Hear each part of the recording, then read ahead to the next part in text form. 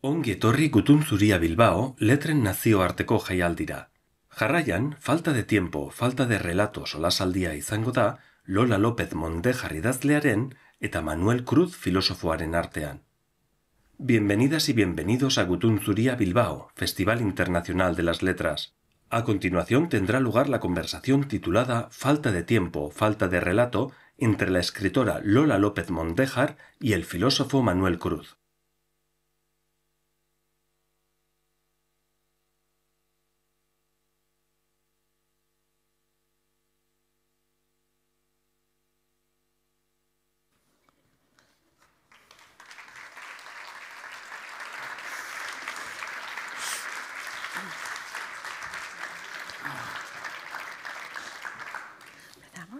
Buenas tardes, muchísimas gracias por estar aquí. Manuel y yo vamos a entablar una conversación en base a esos dos sintagmas, falta de tiempo, falta de relato, que tienen que ver con unas publicaciones que hemos hecho cada uno en relación a uno y otro tema.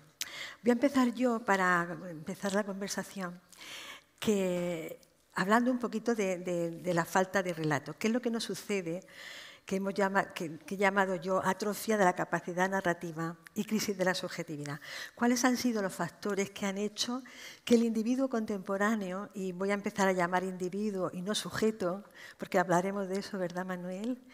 ¿Qué factores han contribuido a que el individuo contemporáneo tenga dificultad para contarse, tenga dificultad para establecer un relato con sentido, en un sentido que Balzac decía, por ejemplo, en unas cartas que le escribió a su amante, a Colette, decía, lo que me cuentas son perlas, pero el collar lo hace el hilo.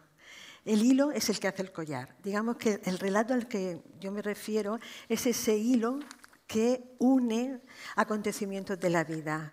Y para mí que en estos momentos la fragmentación de la individualidad hace que tengamos dificultad, de una parte, para identificar lo que serían acontecimientos biográficos, porque todos se homogenizan, ¿no?, de alguna manera.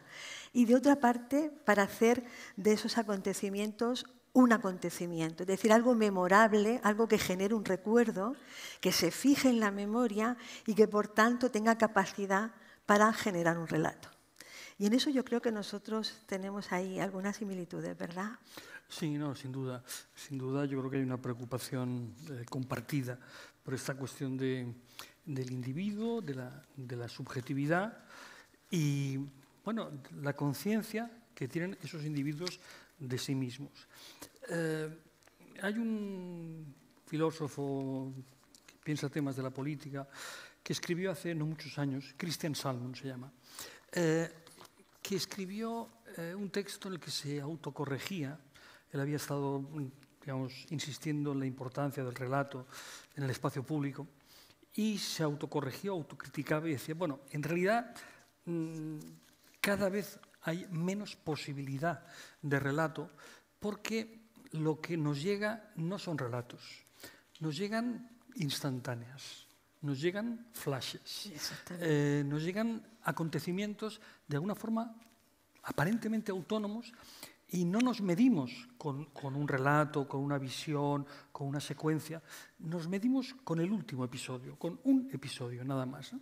Y eso yo creo que es algo que tiene mucho que ver con las dificultades que tenemos para entender el presente y, por tanto, para entendernos a nosotros mismos.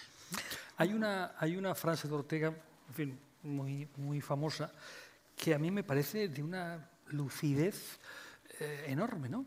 En fin, deslumbrante, cuando decía, y lo dijo hace, pues no sé, casi un siglo, refiriéndose al presente desde el lugar en el que él estaba.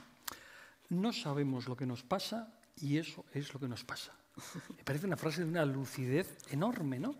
Pero efectivamente estamos ahí. Si preguntáramos, a ver, ¿tiene usted la sensación de que entiende el presente? Yo creo que todo el mundo, excepto algún obcecado o algún merluzo, diría que no entiende, o sea, que es incapaz de insertar lo que nos pasa y también lo que le pasa en algún tipo de sentido. Y yo creo que esto tiene mucho que ver con esto que apuntabas de una especie de fragmentación o estallido del mundo. Tengo la sensación. Bueno, yo creo que viene de lejos. Esta atrofia de la capacidad narrativa, de hecho, el concepto lo acuñó Walter Benjamin en la Primera Guerra Mundial cuando observó que los soldados volvían de la guerra y decía llenos de experiencia, pero enmudecidos. Y llenos de experiencia objetiva, podríamos decir, pero subjetivamente los soldados no tenían capacidad para poder contar lo que les había pasado. Venían deslumbrados por la tecnología, pero humillados también, ¿no?, en eso que luego llamó Gunther Anders la vergüenza prometeica, ¿no?, de que la tecnología era superior a ellos mismos. Y allí empieza para mí esta crisis del relato que se va acusando poco a poco y que Christian Salmon hace una genealogía perfecta en sus libros, ¿no?, hasta el momento actual. Yo creo que tiene también mucho que ver con una fractura no sé si aquí estarás de acuerdo, de los ideales ilustrados. ¿No? Que creo que la humanidad, desde el oráculo de Delfos hasta la Ilustración, y si me apuras hasta mediados del siglo pasado, hubo una idea, o por lo menos como ideal, de ese conócete a ti mismo, ¿no?, de ese aprende a pensar.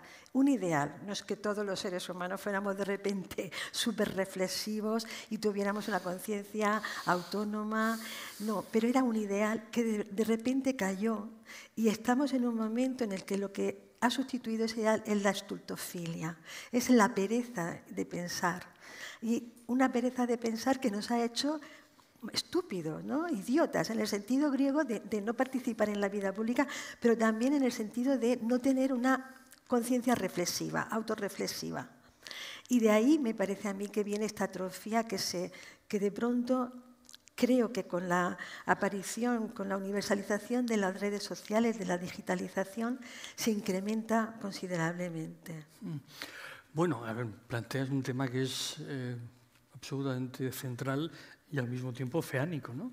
Porque, a ver, yo tengo la sensación de que, bueno, todo el mundo sabe que Hobsbawm se apropió, la idea no es suya, pero no recuerdo de quién era, aquello del corto siglo XX. Entonces, el siglo XX, en definitiva, es un siglo que viene definido por el éxito, al principio, y el fracaso de un gran proyecto emancipatorio. El corto siglo XX va de la Revolución Rusa a la caída del muro, para entendernos, ¿no? Y ese es un eje que lo atraviesa y que, para los historiadores, da sentido. Es lo que mejor nos permite entender el siglo XX. En ese espacio hay, digamos, un conflicto, digamos, de visiones del mundo muy potente. Entre, por así decirlo, en fin, hablo a brochazos, me he dejado el pincel fino en casa, pero hablo a brochazos, pero creo que algo hay de verdad, ¿no? Entre lo que algunos han llamado la derecha y la izquierda de la Ilustración. Entonces, la derecha vendría representada por el liberalismo y la izquierda vendría constituido por el proyecto socialista, progresista, llamémoslo como queramos. Bueno, uno de esos dos polos, digamos, se ve, como diría Popper, falsado con la caída del muro, con el hundimiento del Imperio Soviético. Y en un primer momento parece que eso significa el triunfo de la otra visión del mundo, por seguir simplificando, la visión del mundo liberal. Pero yo me he atrevido a defender la tesis de que el siglo XXI no empezó con la caída del muro, sino que el siglo XXI empieza con la crisis del 2008, que lo que hay es un interregno sin siglo, para entendernos, de la caída del muro al 2008. Durante esos, digamos, 20 años, nuestras sociedades viven en una especie de lo que ahora creemos que es un espejismo. Ha triunfado el liberalismo. Bueno, en aquella época pues, se produce un dato objetivo y es, como consecuencia de la caída del muro, sociedades que no se regían por un sistema democrático asumen el modelo democrático liberal, tal. Y entonces, durante 20 años, dice, bueno, ya está, esta es la explosión de la democracia, ha triunfado este modelo, tal. Finalmente Fukuyama tenía razón. Hasta que en el 2008 ese globo se pincha.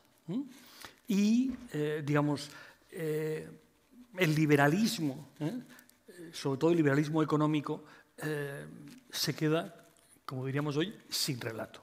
Se queda sin relato. Y aquellas cosas que en los momentos de euforia decían los más neoliberales, es decir, Estado mínimo, en fin, no hace falta el Estado, la sociedad se rige por sí misma, bla, bla, bla, todo eso se ve que no puede ser. Yo creo que es entonces. Por cierto, y por si hacía falta, por si eso era poco, en el 2019 viene una pandemia. Y la pandemia hace todavía más evidente que no podemos de ninguna manera vivir sin Estado, de ninguna de las maneras. Con lo cual, intento digamos, seguir el hilo que has planteado, digamos, las dos grandes visiones del mundo las que hacen aguas. Y en cierto modo estamos ahí. Yo creo que lo que nos ha ocurrido a algunos, digamos a los menos jóvenes, es que nacimos en una cierta burbuja. La burbuja, digamos, aunque aquí no la vivimos directamente, sino de una manera un poco desajustada, la burbuja de los 30 gloriosos. ¿De los? 30 gloriosos. Que generaron en quienes nacieron en esa época el espejismo del progreso. Porque durante esa época, la época de reconstrucción de los desastres de la Segunda Guerra Mundial, pues se crea el estado del bienestar, parece que hay un cierto progreso y nosotros en nuestra juventud lo vivíamos así. Y nuestros padres hablaban así. Oye, no te preocupes, porque tal, porque finalmente progresas, porque al final ya verás, en fin, podrás, tendrás esto, tendrás lo otro, tal, tal, tal. Con el tiempo hemos visto que ese progreso era contingente, era de un momento determinado, pero la historia luego ha seguido otro. Y nos encontramos ahora en esa situación, en la situación de no disponer de las grandes visiones del mundo que nos proporcionaban todo, un modelo de política, un modelo de ética, un modelo de todo, digamos, sin esquemas con los que pensar, y al mismo tiempo, y termino aquí para dejártelo a ti, con un mundo, si cabe, cada vez más complejo, por tanto, cada vez más difícil de entender y cada vez más acelerado. Entonces, la, digamos, creo yo, aparente paradoja es, vivimos en un mundo cada vez más complejo y cada vez más acelerado y cada vez disponemos de menos herramientas teóricas para medirnos con él. Estoy completamente de acuerdo contigo. Mira, yo creo que esta caída que tú señalas, que nosotros llamamos desde el psicoanálisis de los grandes garantes sociales, ¿no?, que daban respuesta identitaria, colectiva e individualmente, esa caída que ha sido también progresiva a lo largo, podemos poner las fechas que queramos poner, ha traído de la mano algo que vamos a identificar enseguida todos clarísimamente, un aumento exponencial de la incertidumbre. Una incertidumbre que va siempre acompañada de angustia. Cuando aumenta la incertidumbre y la angustia, lo que ha sucedido, a mi juicio, es que hay un anhelo identitario poderosísimo, que es el que caracteriza al siglo XXI. Es decir, cómo salimos de este, vamos a llamar caos, este magma, ¿no?, de este relativismo, de esta crisis incluso, ¿no?, esta precarización de la vida, de esta falta de ideales. Cómo se incrementa la angustia y qué sucede en los individuos que producen este sistema, esta sociedad. Yo creo que produce una urgencia identitaria que se soluciona y tiene que ver con la falta de tiempo y de relato que estamos hablando, con la adhesión a identidades miméticas. Son hombres y mujeres guiados desde fuera, que no interrogan lo dado, sino todo lo contrario, que se adhieren a lo dado y que lejos de desarrollar un mundo interior que dialogue con eso que todos tenemos. Todos nos hacemos así primero, ¿no?, con una identidad mimética que nos la aportan los otros significativos y la sociedad. Lejos de interrogarla para pasar a otro estado, se conforman con esa identidad, porque es calmante, porque hace un efecto paliativo de la ansiedad y del malestar. Pero claro, es calmante, pero también, de alguna manera, reduce la capacidad de pensar, atrofia la reflexividad y atrofia, por tanto, la capacidad de narrarse. Yo creo que ahí es fundamental para describir el contexto en el que estamos, ¿no? Individuos que apresurados, acelerados, que van, muchos de mis pacientes dicen, como pollo sin cabeza, es decir, no van hacia ninguna parte, no saben dónde va, pero corren como galeotes voluntarios, dándole a los remos sin parar, porque temen caer si paran, adheridos a propuestas cada vez más externas, más prestadas, más no de los filósofos, sino de los youtubers, ¿no? Sí, y ahí estaríamos, ¿no? Sí, a ver, yo tengo la sensación de que lo que has dicho de la incertidumbre a mí me parece extremadamente pertinente, en el sentido que yo alguna vez, así en charlas y tal, suelo comentar que probablemente la palabra de no sé qué institución cada año dice, la palabra del año ha sido tal, ¿no? Sí. Bueno, pues la palabra de la década pasada probablemente fue populismo, probablemente, o si no lo fue, tiene muchos números para haberlo sido. Yo creo que la palabra de esta década es incertidumbre. Creo que es incertidumbre, claramente, ¿no? Ahora, yo tengo la sensación de que, precisamente porque vamos tan desarmados teóricamente, pensamos mal incluso la incertidumbre. Porque la incertidumbre, y esto es algo que han comentado varios autores, desde Zizek hasta, en fin, bastantes, incertidumbre no es pesimismo. No es pesimismo.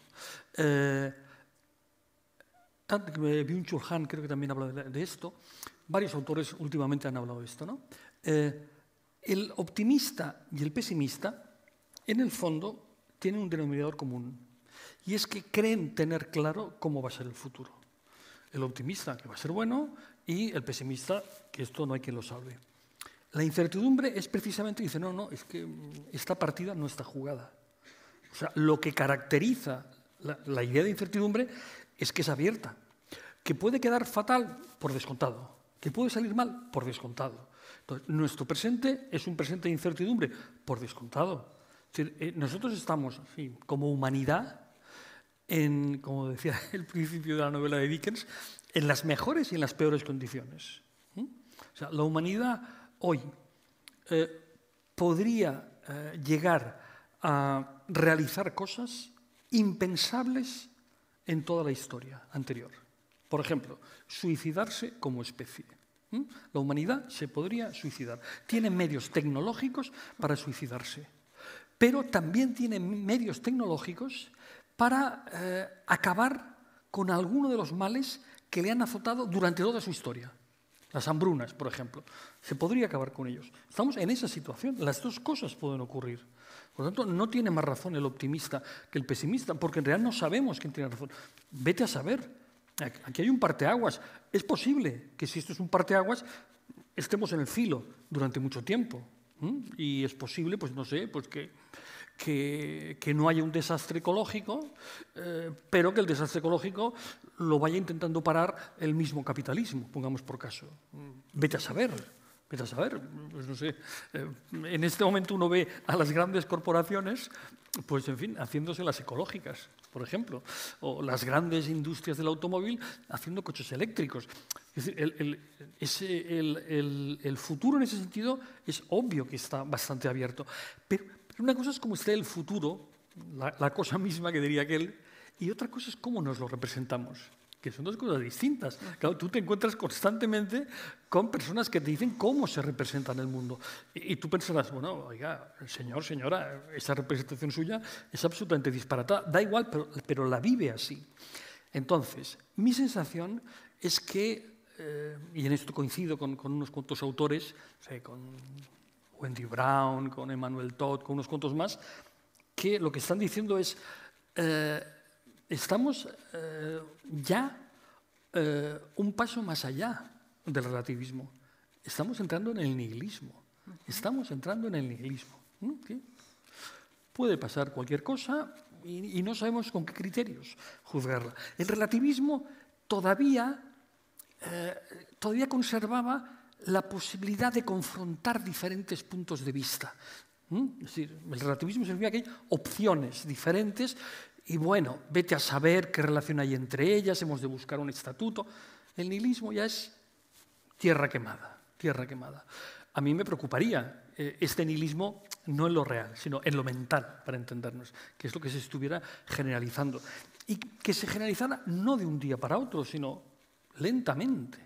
Me parece que la referencia a las redes sociales es muy adecuada, porque muestra bien esta paradoja. Nos enfrentamos a situaciones de una enorme complejidad, pues no sé, con un cuchillo de madera. Con un cuchillo de madera. Opinamos sobre el mundo en 150 caracteres. Hacemos una deposición verbal, con perdón, y ya está. Pero esa es la solución que se encuentra en lugar de sostener la incertidumbre.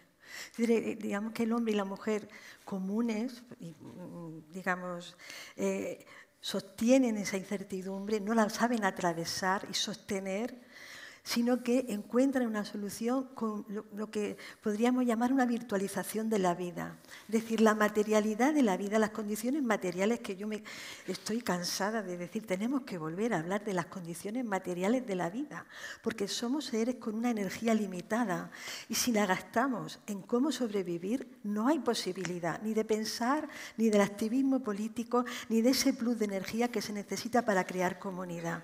Y yo creo que la forma que me voy a poner un poco, no lo sé, un poco Castoriadis, de salvar la incertidumbre hoy, sería, me refiero a Castoriadis en el sentido de cómo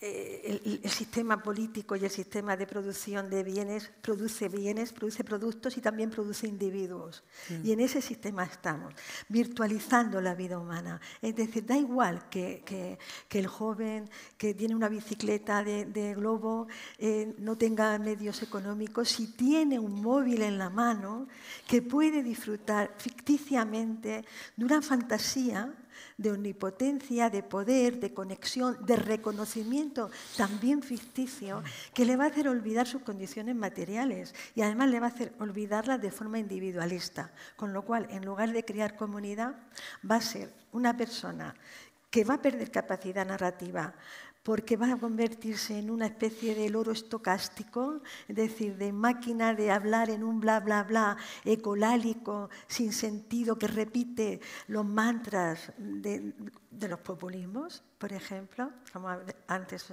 señalabas, y además va a poderse sostener en esa incertidumbre. Yo creo que no se insiste suficientemente, y se lo reprocho mucho a los sociólogos, en lo importantes que son las condiciones materiales. Una persona, bueno, se vive en la clínica, pero lo vivimos cualquiera a nuestro alrededor. Una persona que no tiene vivienda, que tiene que luchar por una vivienda, por un empleo digno, gastar todas sus energías en eso, no puede pensar. No tiene energía para pensar, la agota en esa circunstancia. Entonces, me parece que la forma de sostener esa angustia ligada a la incertidumbre, de esa derrumbe de los garantes sociales que estamos diciendo, tiene que ver con esta virtualización de la vida, muy hábilmente llevada por empresas que además nos están llevando a esta hipnocracia, a este tecnocapitalismo, ¿no? que es donde estamos ahora mismo. Sí. Bueno, en los últimos tiempos, yo a quien se lo he leído más ha sido a Nancy Fraser, que ha insistido mucho en que el modo en que en el pasado, sobre todo en la izquierda, se tendía a pensar la sociedad o a representar la sociedad, es decir, en términos, digamos, estratificados, y esa es una jerga que, en fin, muchos hemos utilizado, hablando de infraestructura económica, superestructura política, superestructura ideológica, etcétera, que esa no es una buena manera de hablar. Que hay que hablar en términos de que el capitalismo, por supuesto, que es un modo de producción económico, pero lo que le define es que es un modo de producción de vida. Es un modo de producción de vida. Y esto, por así decirlo, nos lo hemos de meter en la cabeza. Yo creo que de esto, del modo de producción de vida, había hablado hace años un filósofo venezolano que se llama Ludovico Silva, que ya hablaba de un modo de producción de vida. Y yo creo que eso es absolutamente fundamental, porque nosotros formamos parte de ese modo de producción. Y no solo, por cierto, al final como consumidores. No. No somos, por ejemplo, cuando ahora a través de Internet estamos proporcionando datos, Nosotros somos productores, o sea, aportamos, por así decirlo, con el viejo lenguaje, materia prima al modo de producción. Somos absolutamente involucrados. Pero no solamente eso, sino que estamos involucrados y contaminados.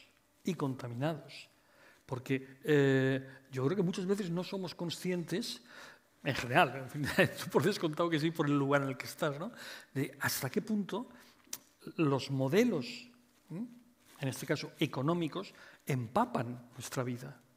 Por ejemplo, el modelo del consumo.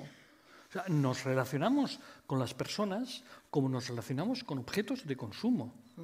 Y buena parte de la angustia que tienen muchas personas en sus relaciones de pareja es una angustia, bueno, esto, o sea, esta mujer, Eva Ilú, lo ha comentado mucho, ¿no?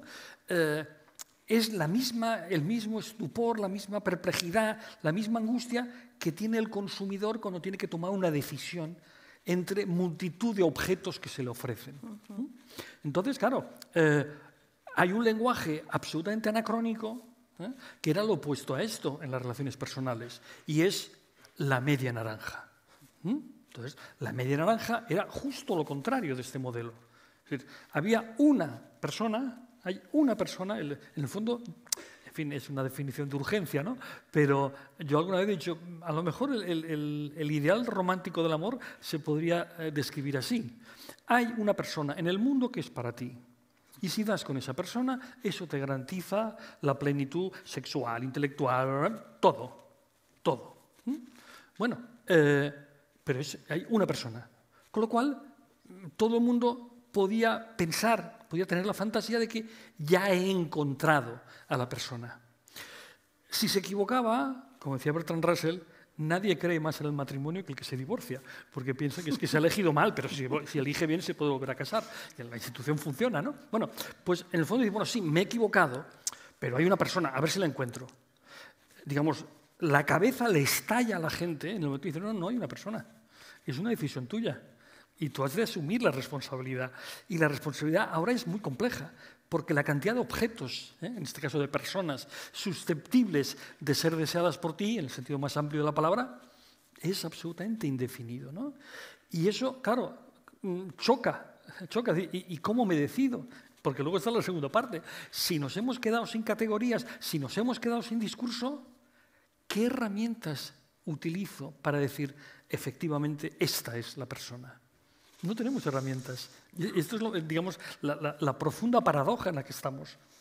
Es como decir, no sé si hay una paradoja, es una tontería, me viene a la cabeza, pero como si alguien entrara, pues, no sé, en un restaurante, no sé, que hacen una cocina exótica, y tuviera un montón de platos entre los que escoger, pero no supiera lo que contiene cada plato. Es decir, no, elija usted, pero si hay 500 platos. Sí, pero es que no sé lo que contiene cada uno y por lo tanto no tengo criterios con lo que escoger. No sé lo que me gusta, para entendernos. Y eso, claro, cuando llevamos al sujeto a la máxima debilidad, le llevas a una situación absolutamente dramática. Absolutamente dramática. Y yo creo que es un ejemplo de lo que estás diciendo, es un ejemplo de esta virtualización de la vida que Eva Ilú conceptualizó con la mercantilización de la vida amorosa, pero que ahora se habla de un término que es la gamificación de las relaciones, de gamificación, de juego, sí. La ludificación. Me parece que la academia no acepta gamificación, sino ludificación.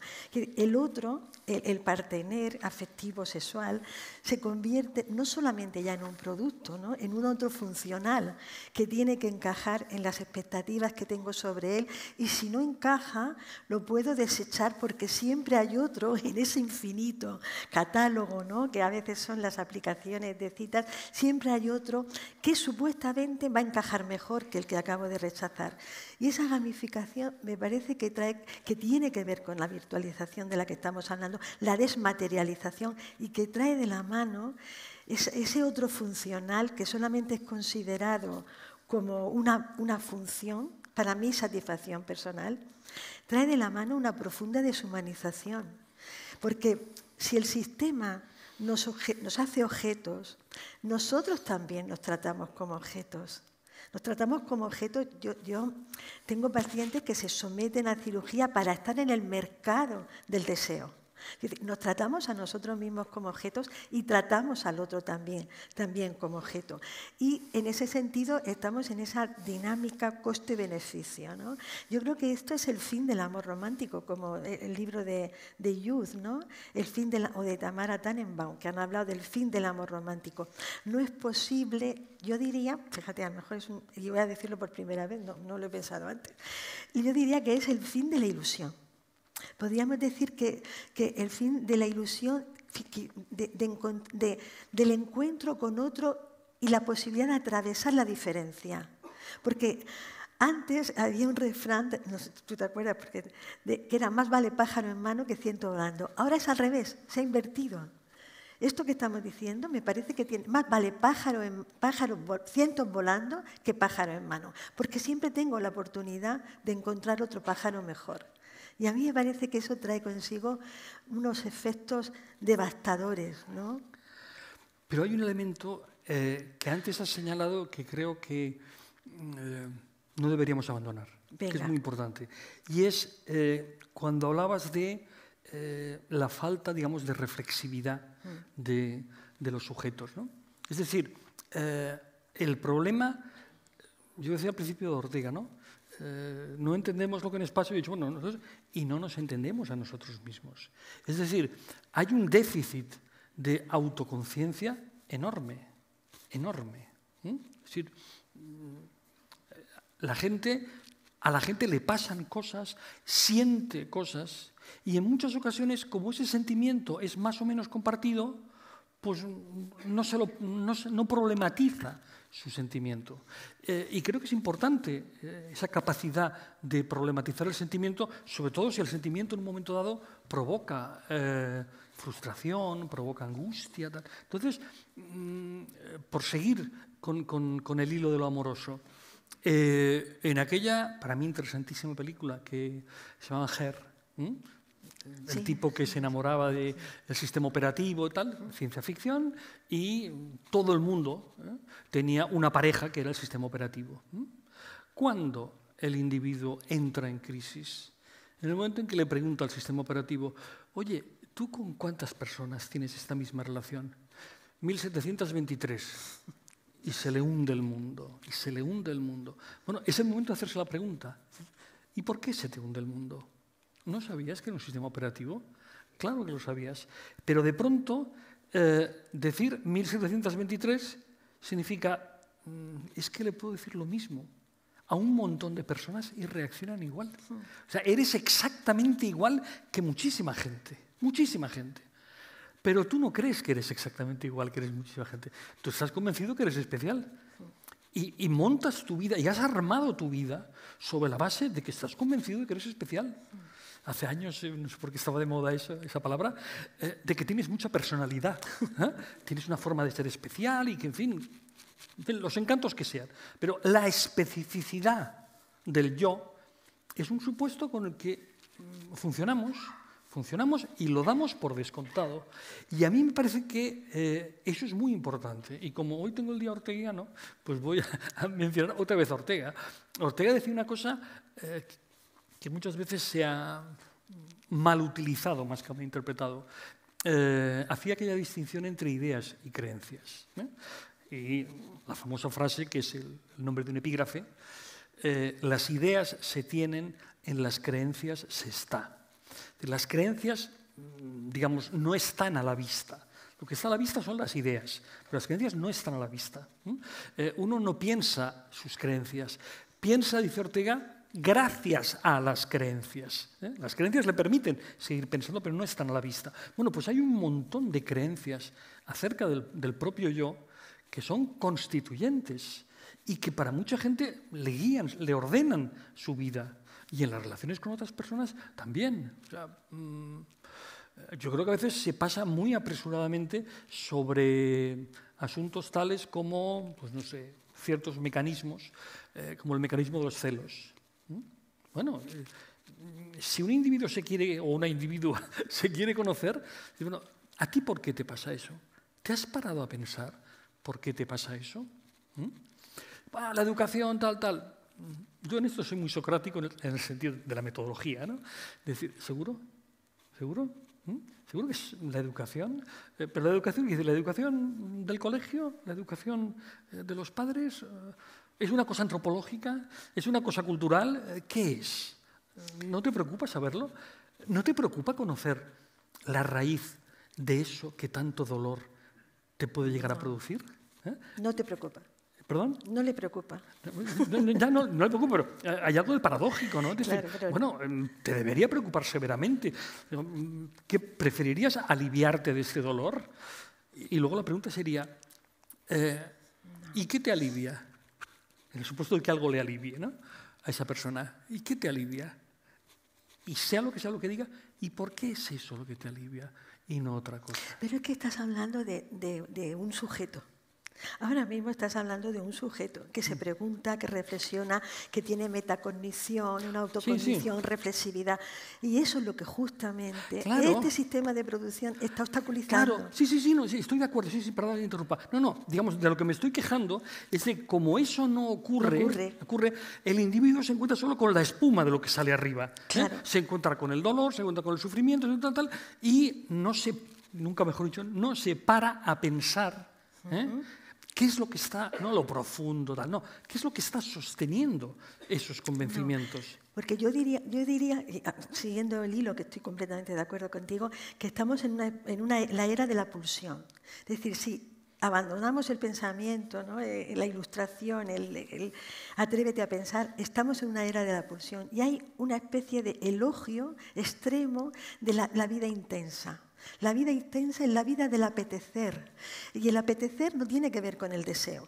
Es paradójico también, porque estamos en todo el mundo apetece cosas. Es decir, se abandona a la pulsión, a la satisfacción de, no deseo, de apetencia. Pero el deseo es otra cosa. Por ejemplo, a mí me puede apetecer, qué sé yo, beber vino, que me encanta, todos los días. Pero sé que si bebo vino todos los días, voy a estar más gorda de lo que quiero estar y mis neuronas van a patinar más de lo que ya patinan por la edad. Entonces, mi deseo de conservar una cierta lucidez y una cierta estética inhibe mi apetencia. Y eso es lo que está ahora mismo obstaculizado. Porque el consumo, que antes te referías, lo que hace es creer que podemos abandonarnos a la apetencia, que es justamente lo que el sistema provoca, ¿no? Ser totalmente, y lo que el capitalismo quiere. Si la pulsión no tiene objeto y se pueden proponer objetos sucesivos, ahí está el sistema capitalista, ¿no? El señuelo de la felicidad está en realizar un deseo a través de los objetos, a través del consumo. Y eso es lo que ahora mismo me parece que prima sobre todo lo demás. Y es curioso porque hay estudios que dicen que es la generación, los jóvenes de ahora, es la que menos deseo, por ejemplo, sexual y de cualquier otro tipo tiene respecto a las generaciones anteriores. Es una generación que vive inmersa en esta intensidad del apetecer, pero no sabe inhibir el apetecer para construir un deseo. Y tiene que ver con lo que hablábamos antes, con esa atomización del tiempo de la que tú hablas en tu libro y esa fragmentación del relato a la que yo me refiero. Tiene mucho que ver con el panorama que estamos trazando. Sino dentro de lo que dices, una parte es que algunas de las categorías que utilizábamos para ordenar nuestra vida, en buena medida hay una percepción generalizada de que ya no funcionan, pero no tenemos categorías de recambio. El asunto este que tú comentabas de la subjetividad, digamos, de la construcción, lo que algunos, Sennett o gente así, llamaría la construcción del yo. Bueno, en épocas pasadas no entro en valorar el contenido. No, formalmente, en épocas pasadas se creía tener un modelo de construcción del yo. Supongamos, cuando los padres le decían a los hijos y a las hijas, has de ser una persona de provecho. Eso era un modelo de subjetividad, un modelo de yo.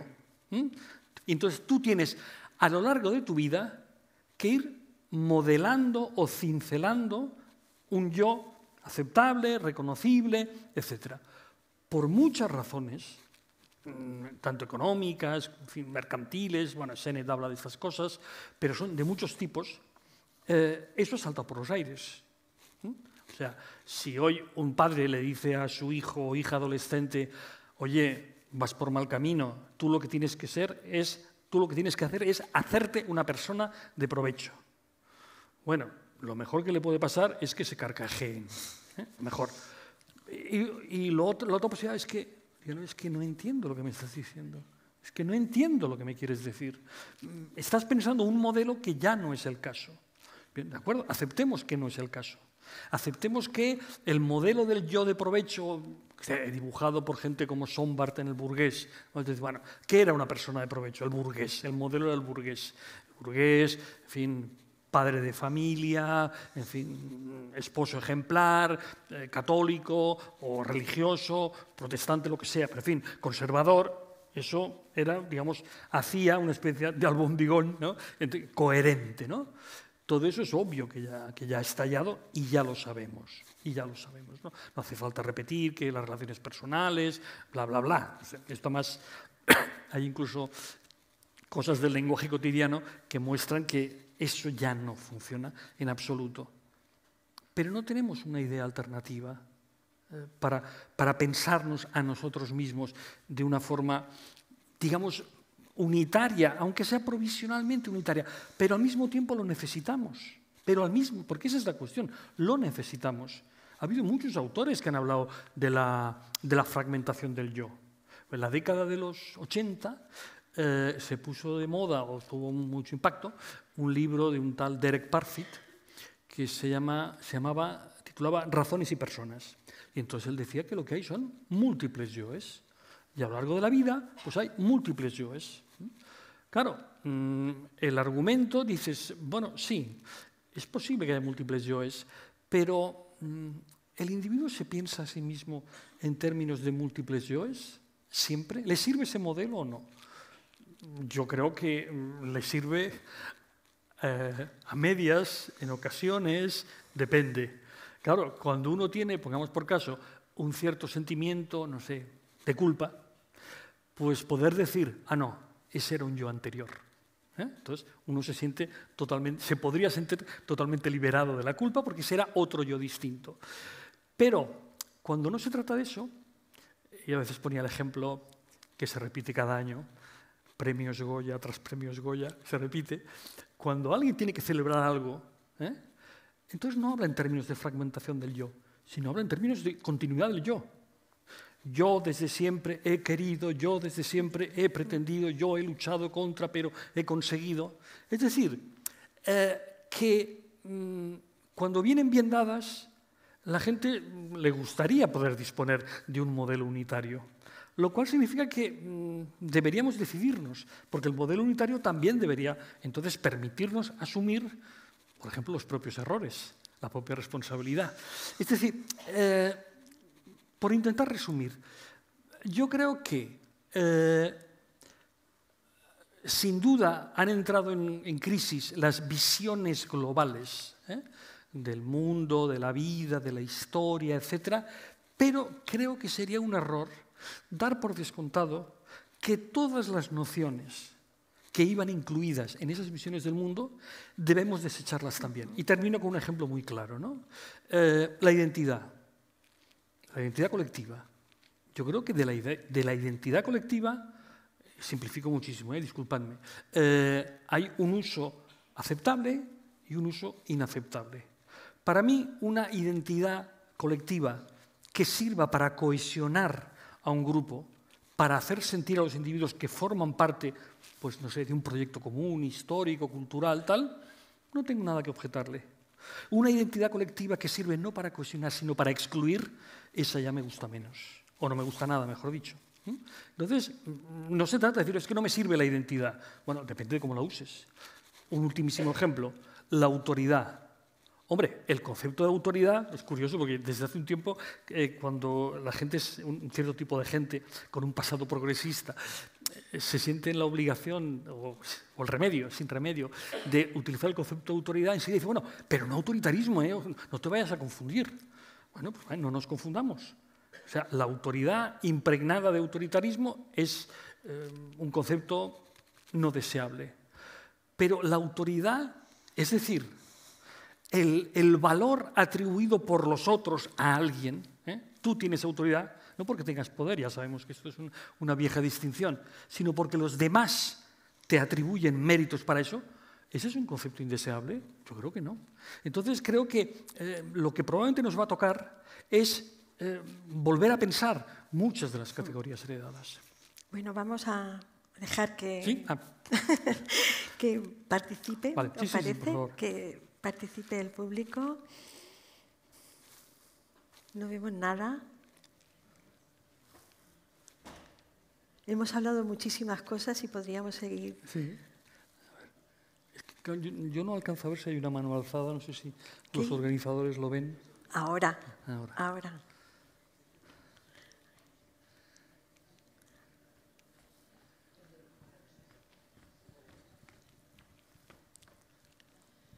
Hola, ¿qué tal? Buenas tardes. Muchas gracias a ambos por esta charla muy interesante. Me pregunto qué estrategias de mitigación podemos sugerir para combatir este tipo, no sé si la palabra es combatir, pero para frenar pues, este tiempo que nos toca vivir de falta de tiempo, de prisas, de vorágine, de ir como pollo sin cabeza, ¿no? De no saber bien hacia dónde vamos.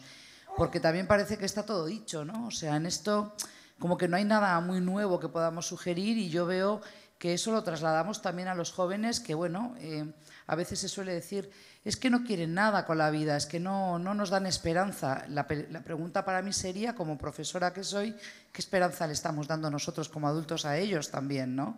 ¿Qué queda ahí para hacer? Porque el diagnóstico parece claro, pero ¿qué hacer para mitigar ese efecto? Gracias.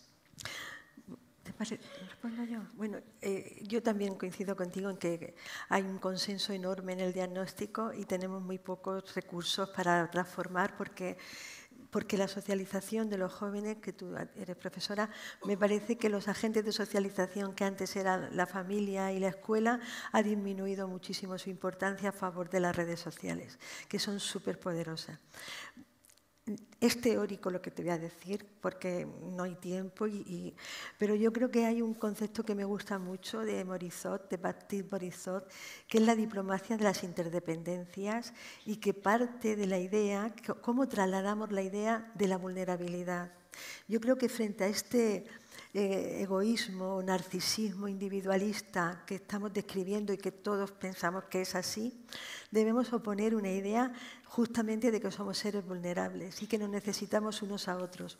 ¿Por qué? Porque si nos necesitamos unos a otros, no podemos usar los mecanismos de exclusión, de polarización, de rechazo inmediato al otro que hemos utilizado si pensamos que no necesitamos al otro. Tenemos que empezar con una diplomacia de las interdependencias, que sería negociar con el otro, dejar el otro funcional, el otro gamificado o nudificado y empezar a considerar, que sería una diplomacia de las consideraciones. Y los chicos, yo creo que la escuela, crear espacios comunes en la escuela donde se pueda trabajar esto sería estupendo. Pero sé que es difícil porque luego tenemos toda la presión de los medios y de las redes que van en contra precisamente de lo que acabo de decir. Yo tengo la sensación de que bueno, el trabajo con las jóvenes generaciones es tan importante, estimulante como difícil, y si tú estás con ellos lo habrás visto. Yo creo que una de las cosas que está ocurriendo, las cosas, digamos, objetivas, materiales, reales que está ocurriendo, es que los espacios compartidos por toda la sociedad, por todos los individuos, prácticamente no existen. Por ejemplo, lo que antes se llamaba opinión pública. La opinión pública se ha pulverizado, ha estallado en 1000 pedazos. Ya no tiene sentido hablar de opinión pública, ni siquiera la distinción entre opinión pública y publicada. No hay opinión pública. No hay opinión pública. Los espacios son muy diferentes. y uno se puede encontrar con, bueno, pues yo a veces hago la broma, ¿no? O sea, yo pongo la televisión, bueno, la autonómica o la española, es igual, noticias, tal. El grupo tal saca su último disco después de 20 años de trayectoria. Yo pensaba que era su primer disco porque no me había enterado ni que existía el tal grupo. Y siempre pongo el mismo ejemplo. Mi padre no oía ni a los Beatles, ni a los Rollings, ni a Serrat, ni a Sabina. Era de otra época y de otro gusto musical, pero sabía que existían. Sabía que existían. Se puede dar el caso que una persona como nosotros, que somos gente que intentamos estar informados, leemos los periódicos, en fin, viajamos por internet, consultamos digitales, tal, de pronto lees, pues no sé, ¿cuáles son los cantantes que en este momento ganan más dinero en Estados Unidos? Millones de dólares. El 1, el 2 y el 3 no los conocía de nada. De nada. Quiero decir, por donde yo circulo, jamás me había tropezado con eso. Es un detalle, pero obviamente ya ves por dónde voy. También las opiniones que afectan a los jóvenes en muchas ocasiones están circulando por lugares por los que nosotros no circulamos. Y esto, sin duda, crea una dificultad. Pero, precisamente por eso, hay que enfrentarse a esa dificultad. Y hay que intentar aportarles, proporcionarles herramientas. Y yo creo, claro, has hecho una pregunta absolutamente oceánica, ¿no? Yo creo en algo así como un regeneracionismo colectivo. Quiero decir, creo que una de las cosas que está ocurriendo en nuestra sociedad desde hace unos años es que, tú hablabas antes de la pereza, ¿no? Que es la pereza de pensar y de muchas más cosas, ¿no? Es decir, nos hemos acostumbrado a endosarle la responsabilidad de lo que nos pasa a otros. Que pueden ser los políticos, los grandes empresarios, los grandes tal. Quede claro, no discuto que no la tengan y que tengan la más importante. No lo estoy discutiendo en absoluto. Pero no tienen el monopolio. La responsabilidad está en proporción al poder. El que tiene más poder tiene más responsabilidad. El que tiene mucho poder tiene mucha responsabilidad.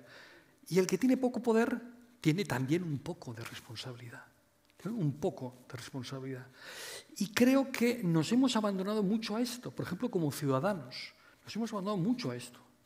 Por ejemplo, nos hemos deslizado a un lenguaje de los políticos, ¿no? Entonces hemos utilizado a los políticos como chivos expiatorios que cumplen la función de liberarnos a nosotros de toda culpa. Los políticos son los malos por excelencia. Hay algunos que dicen, bueno, los políticos, ojo, pero los medios de comunicación también, vale. ¿Los medios académicos, por ejemplo, tienen responsabilidad o no tienen responsabilidad? Los académicos, ¿tienen o no tienen? Hombre, tienen. Los académicos tienen autoridad, conservan todavía un cierto prestigio social. Sus opiniones podrían, de alguna manera, jugar un papel, aunque no sea el más importante, pero podrían jugar un papel. ¿Qué hemos visto? Hemos visto, esto ha pasado aquí y en Estados Unidos hubo casos incluso escandalosos. Académicos que, digamos, trabajaban para una opción política y defendían tesis, por ejemplo, en el plano económico, que no eran verdad, pero por razones particulares, de promoción personal, tal, pues decían cosas en las que no creían. Esa gente tiene una importante responsabilidad, importante. Nosotros la tenemos menos, sí, pero también tenemos alguna. Y, por ejemplo, creo que una cosa importante que deberíamos ser capaces de transmitir, especialmente a la gente más joven, y tiene que ver con la incertidumbre, es, no sé si el eslogan «Otro mundo es posible», pero sí alguna ilusión es posible. Alguna ilusión es posible. Si creemos que la hay, claro, si creemos que la hay, ¿no? Algún proyecto es posible. Y creo que a veces, digamos, los seniors, en muchas ocasiones, podemos haber incurrido, se me ocurre mucha gente que ha incurrido de 4 patas en eso, en una especie de, en fin, dulce estética de la derrota. Y me parece que si hablamos de las siguientes generaciones, decir, no, ese no puede ser el mensaje que tú transmitas si te vas a quejar luego de que no les interesa nada. Bueno, muéstrales si hay algo interesante, muéstrales si hay algo digno de interés. Hay un concepto, lo digo por los profesores porque yo siento mucho la preocupación de los docentes, ¿no? Hay un concepto que trae Anna Singh, que es una etnógrafa y que trabaja en las selvas de Indonesia, que es el concepto de fricción. Y es lo opuesto a lo que está sucediendo. Es decir, nosotros hemos construido un mundo en el que todo lo que hemos descrito, en el que tiende a la no fricción. Y es una especie de colonización de los sistemas, de las aplicaciones y de las pantallas que anhelan la no fricción, que han colonizado nuestro mundo interno. Y también creemos que en el mundo interpersonal queremos que no haya fricción. Anne Singh trabaja y dice que cuando se ponen en contacto dos comunidades, dos culturas distintas, por ejemplo, agricultores con ecologistas y con empresas que van a extraer el caucho de la selva donde están, aparece lo que llama zona de compromiso incómodo. Y en esa zona es por lo de crear comunidad. Es una zona de compromiso incómodo que tanto puede dar lugar a conflictos, obviamente, como la aparición de formas nuevas. Y a mí me parece que tenemos que empezar a educar en la fricción, a educar en las diferencias, en esta diplomacia de las interdependencias que te decía. Creo que debemos enseñar a que toda relación humana es conflictiva y que hay que atravesar los conflictos, no rechazarlos y irnos a otro lugar. Y la escuela, creo, empezar por la escuela sería un laboratorio maravilloso para esto, porque la desafección política viene de las consecuencias de este mundo que anhela la no fricción. Es decir, cuando tú dices, me ha encantado la dulce de la derrota, es una estética, pero que tiene detrás lo que sería una indefensión aprendida. Haga lo que haga, es igual, porque se ha individualizado el problema, se individualiza la queja. Y yo creo que con la fricción, en esas zonas de compromiso incómodo, las quejas que son individuales y que vivimos como malestares psíquicos, las convertimos en quejas colectivas y las hacemos potencialmente transformadoras en espacios de resistencia. Y a mí me parece que eso lo podemos hacer. Eso lo podemos hacer. Y no es neoliberal pensar que estamos viéndonos a soluciones individuales. Yo creo que las soluciones individuales que llevan adelante soluciones colectivas es la única manera de generar algún cambio, ¿no? Si no, ¿qué podemos hacer? Y luego hay una cosa que me parece que es importante. A veces hablamos como si eso que genéricamente llamamos los jóvenes, ¿no?, fuera ya una especie de realidad que a los mayores se nos ha escapado. Ya no entendemos, ya no tal. Esa es una actitud bastante extendida, ¿no? Y además luego está atribuirles un montón de cosas. No les interesa nada, no leen, no tal. Alguna de estas cosas, por cierto, es rigurosamente falsa. El otro día hablaba con un editor y me decía, vamos muy bien el libro en papel, vamos muy bien. Después de la pandemia, vamos muy bien. ¿Ya sí? ¿Y qué? Lo que nos sostiene, lo que va muy bien, es la lectura entre los jóvenes. La lectura entre los jóvenes. Exactamente lo opuesto al tópico que algunos mayores autocomplacientes, para decir, se nos han ido, los hemos perdido, tal, les gusta decir. A lo que voy es a lo siguiente. A lo mejor, en muchos momentos, lo que más nos debería preocupar no es que a los jóvenes no los entendamos, sino que los deberíamos entender muy bien, porque en buena medida podemos haber sido nosotros los que les hemos inoculado o transmitido determinadas actitudes. Ejemplo, el victimismo. El victimismo está absolutamente generalizado en nuestra sociedad. al que le interese el tema, le remito al libro de Giglioli sobre este asunto, ¿no? La crítica de la víctima. El concepto de víctima es un concepto, a mi juicio, absolutamente tóxico. Absolutamente tóxico. Bueno, vivimos en un mundo victimizado. Entonces, en muchas ocasiones, la relación, y esto, en fin, sin duda, los docentes lo conocéis, los docentes de institutos de enseñanza media lo conocéis mucho mejor que yo. En muchas ocasiones, el discurso oficial es: hemos de tratar a estos jóvenes como víctimas. Cuando hay conflictos, claro, es que date cuenta lo que está pasando, estos chicos, familias desestructuradas, bla, bla, bla, bla, bla, y por lo tanto hemos de tratarlos como víctimas. Claro, ¿qué es lo que ocurre? Bueno, pero estas víctimas no son... El ser víctimas no les define por completo. No, su esencia no es ser víctimas. Pueden ser personas que han tenido determinados episodios, pero luego tú les tienes que dar como personas normales.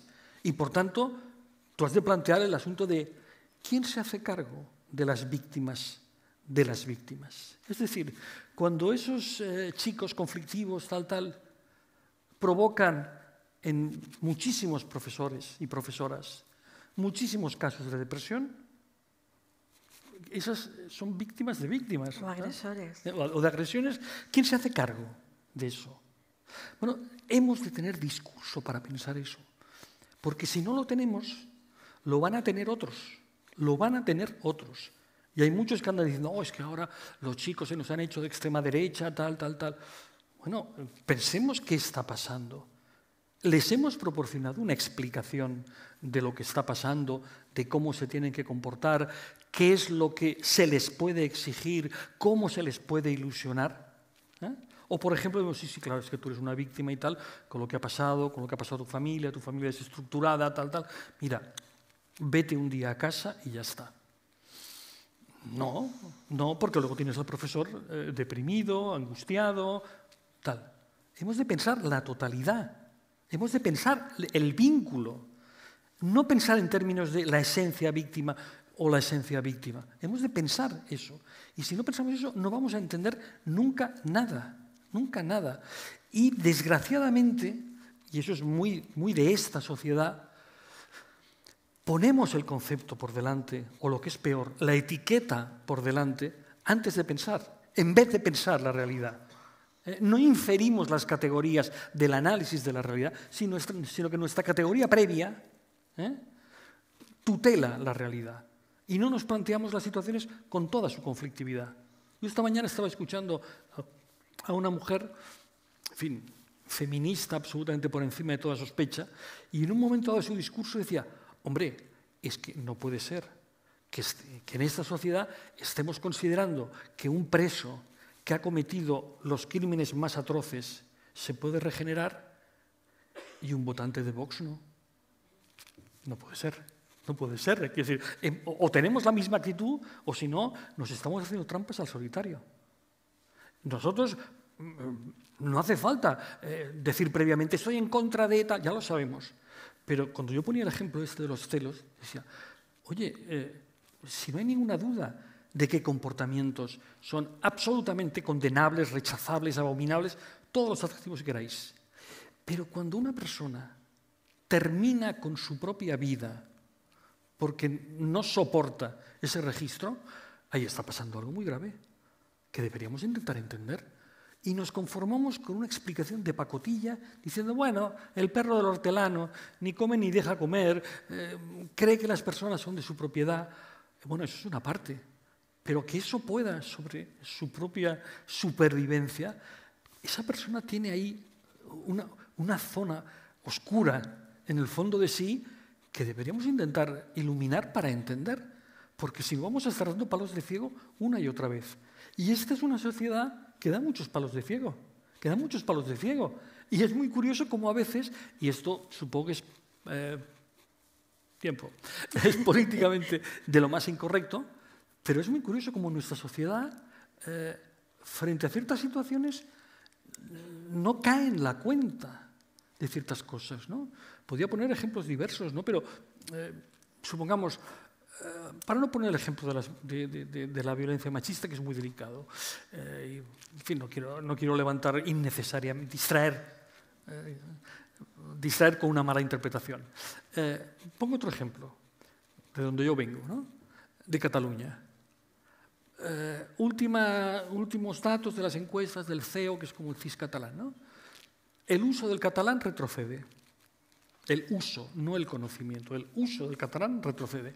Cada vez hay más gente que entiende el catalán, la práctica totalidad, muchísima gente que lo lee, mucha gente que lo escribe, pero esa gente que entiende, escribe, lee, bueno, luego en su vida no lo usa. Entonces, reacción de las autoridades, hemos de incrementar tal. Bueno, pero perdón, vamos a ver. Si resulta que, siguiendo determinadas políticas, el resultado es este, lo racional sería decir, oye, si con estas políticas no hemos conseguido que se incremente el uso, a lo mejor deberíamos cambiarlas. Pues no, vamos a incrementar. Y nadie dice, oye, por favor, ¿no ves que esto no va a ningún sitio? No, lo aceptamos. Y esto yo creo que es por falta de esto, por falta de pararnos a pensar. Vamos a ver estas presuntas evidencias, si lo son o no. Y hay muchísimas cosas que damos por evidentes que en absoluto son evidentes. Es el tiempo. He hablado de tiempo, de falta de tiempo. Nos sobra relato, pero nos falta tiempo. Exacto, muy bien dicho eso. Muy bien dicho. Bueno, no sé. Una última pregunta quizá o... No, vale, no. Tenemos que pasar afuera. Muchas gracias. Muchísimas gracias. Muchas gracias.